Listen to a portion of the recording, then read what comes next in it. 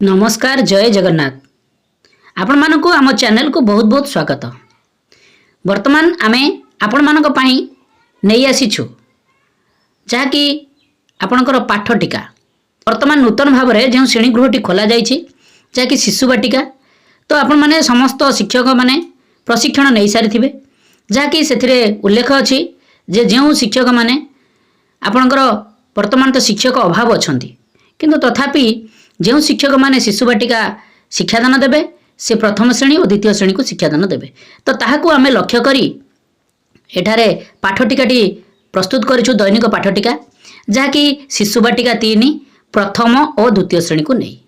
तेणु आमे मुख्यतः बही केउ केउ बही को आमे फॉलो करिछु आपण मानकर शिशु बाटिका शिक्षक सहायता पुस्तिका ता सहित शिशु बाटिका कार्य पुस्तिका ता सहित प्रथम श्रेणी एंटी बुक्स विद्या प्रवेश ता सहित द्वितीय श्रेणी एंटी बुक्स कार्य पुस्तिका एफएलएन को आमे लक्ष्य करी ता सहित जो आमर येलो कोर्स गुड़िक अच्छी ताहाको मध्य आमे आपण मानकर सेही उल्लेखनीय जो बही गुड़िक अच्छी ताहाठारु आमे कलेक्शन करी एठार आमे आपनको पई पाठटिकाटी प्रस्तुत करिछु। निश्चित भाव में आपण पाठटिका देखला पूर्व आपनको विनम्र निवेदन जे आम चैनल को सब्सक्राइब करंतु आमे प्रतिदिन पाठटिका को पूर्व दिन में आमे आपण निकट में प्रोवाइड करिया को प्रचेष्टा करिछु।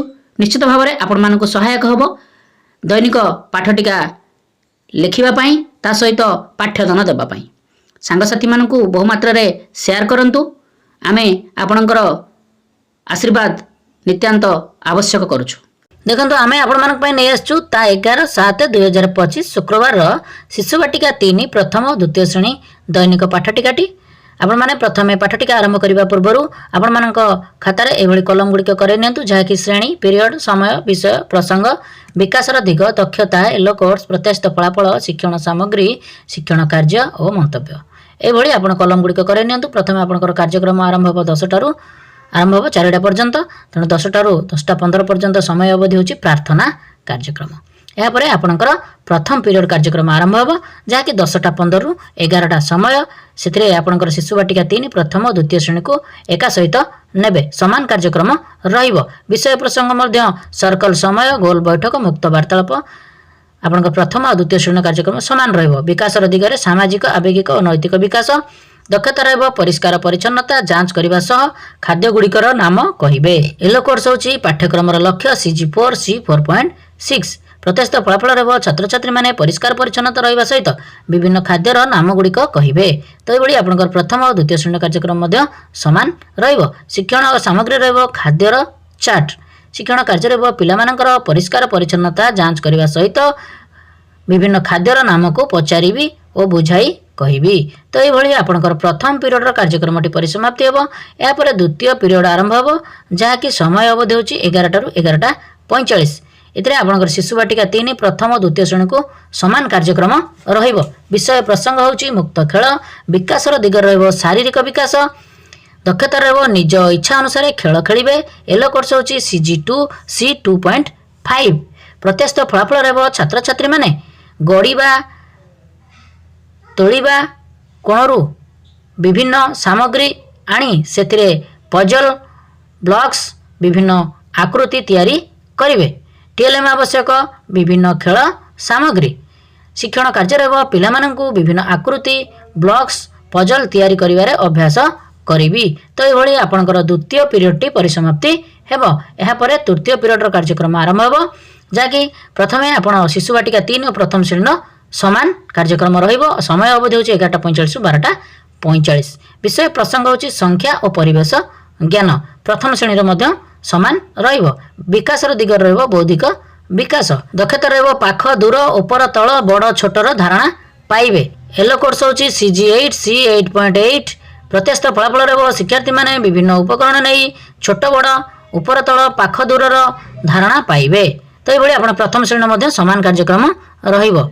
TLM आवश्यक विभिन्न मंजी गोड़ी बही GK किट बॉक्स यापर आपणकर शिक्षण कार्य रहिबो पिलामानंकु विभिन्न उपकरण नहीं छोट बड़ ऊपर तल पाख दूर को बुझाइबी। तो ये आपंकर शिशु बाटिका 3 और प्रथम श्रेणी कार्यक्रम परिसमाप्ति हो जहाँकि तृतीय पीरियडर द्वितीय श्रेणी विषय प्रसंग होउची गणित कार्यपुस्तिका सप्ताह 5 दिवस 5 विकास दिग रहिबो बौद्धिक विकास दक्षता रहिबो एकक दशक शतक जानिबे।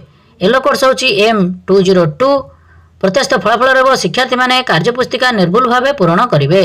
टीएलएम आवश्यक काठी बिड़ा कार्यपुस्तिका शिक्षण कार्य पिलामानंकु कार्यपुस्तिका पूर्ण कराइबी।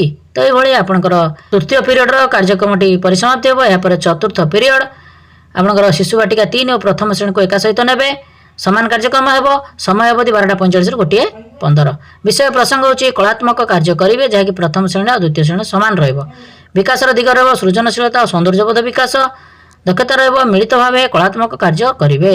येलो कोर्स होची CG12 C12.4 प्रत्यक्ष फलाफल रहिबो शिक्षार्थी माने निजर सांगसाथी मानक सहित मिसी कलात्मक कार्य करिवे जहाँकि प्रथम और द्वितीय श्रेणी मध्य समान कार्यक्रम रहिबो।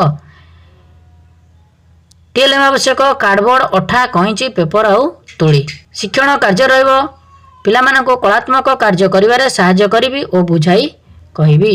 तो ये आपणकर चतुर्थ पीरियड कार्यक्रम परिसमाप्ति हो। यापर पंचम पीरियड कार्यक्रम आरंभ हो। या पूर्व आप 1:15 2टा पर्यंत मध्याह्न विरति कार्यक्रम करापर आपंकर शिशु बाटिका 3 और प्रथम श्रेणी को समान कार्यक्रम रहिबो जहाँकि समय अवधि होची 2:30 रु 3टा पीरियड होची पंचम विषय प्रसंग होची भाषा और साक्षरता विकास दिग रहिबो भाषागत विकास दक्षता रहिबो गल्प कथन येलो कोर्स रहिबो CG10 C10.5 प्रत्यक्ष फलाफल रहिबो छात्र छात्री माने गल्प शुणिबे और बुझिबे।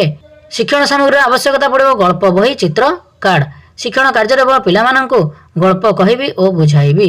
तो ये आपणकर शिशु बाटिका 3 प्रथम श्रेणी कार्यक्रम परिसमाप्ति हो। यापर द्वितीय श्रेणी पंचम पीरियड समय अवधि 2टा रु 3टा विषय प्रसंग होउची भाषा कार्यपुस्तिका सप्ताह 5 दिवस 5 विकास दिग रहिबो भाषागत विकास दक्षता रहिबो शब्द पठन गठन और लिखन येलो कोर्स होउची ECL 5.9 प्रत्यक्ष फलाफल रहिबो छात्र छात्री माने कार्यपुस्तिका निर्भुल भाव पूर्ण करिवे। टीएलएम आवश्यक कार्यपुस्तिका शिक्षण कार्य रहिबो पिलामानंको कार्यपुस्तिका पूर्ण कराइबी। तो ये आपणकर द्वितीय श्रेणी कार्यक्रम परिसमाप्ति हो जहाँकि पंचम पीरियड परिसमाप्ति हो। यापर षष्ठ पीरियड शिशु बाटिका 3 प्रथम और द्वितीय श्रेणी कार्यक्रम समान रहिबो समय अवधि 3टा रु 3:30 विषय प्रसंग होची घर बाहर खेल विकास दिग रहिबो शारीरिक विकास दक्षता रहिबो विभिन्न प्रकार खेल खेलिबे जहाँकि प्रथम और द्वितीय श्रेणी समान रहिबो। येलो कोर्स CG1 C1.7 प्रत्यक्ष फलाफल रहिबो छात्र छात्री माने खेल कोणरू खेल विभिन्न खेल सामग्री आनी बाहर खेल खेलिबे। टीएलएम आवश्यक विभिन्न खेल सामग्री शिक्षण कार्य रहिबो पिलामानंको विभिन्न खेल सामग्री सहित खेल खेलाइबी। तो ये आपंकर षष्ठ पीरियड कार्यक्रम परिसमाप्ति हो। यापर सप्तम पीरियड कार्यक्रम आरंभ हो जहाँकि 3:30 रु 4टा समय अवधि विषय प्रसंग होउची विदाय आज दिनर पाठर सारांश विकास रहिबो समस्त विकासर सारांश दक्षता रहिबो सबु दक्षतार सारांश को बुझिबे। प्रत्यक्ष फलाफल रहिबो छात्र छात्री माने आज दिनर पाठ्यक्रम सारांश को बुझिबे और लिखिबे। टीएलएम आवश्यक समस्त शिक्षण सामग्री शिक्षण कार्य रहिबो शिक्षक और छात्र छात्री माने आज दिनर पाठ्यक्रम सारांश को आलोचना करिवे। आसंता दिनर शिक्षण कार्य विषय बुझाई कहिबी। शिक्षण सामग्री को निर्दिष्ट स्थान रे रखिबी शेष रे कृतज्ञता ज्ञापन करिबी। तो ये आपणकर सप्तम पीरियड कार्यक्रम समाप्ति हो जहाँकि 11/7/2025 शुक्रवार शिशु बाटिका 3 प्रथम और द्वितीय श्रेणी दैनिक पाठटिका निश्चित भाव में आपको ये पाठटिकाटी बहुत भल लगी हेल्पफुल होती आपन रिक्वेस्ट ये पाठटिकाटी को आपण सांगसाथी व्हाट्सएप ग्रुप मानक शेयर करूँ से लिखापी कौन असुविधा हेब ना। भिडियोटी को गोटे गोटे लाइक करूँ चैनल को सब्सक्राइब करूँ। आम ये दैनिक पाठटिका सहित विभिन्न प्रकार एजुकेशनल न्यूज रूल्स आम आप चैनल माध्यम प्रोड्यूस करुछु आपण मानको देखिबाको अनुरोध। नमस्कार सर्वे भवन्तु सुखिनः।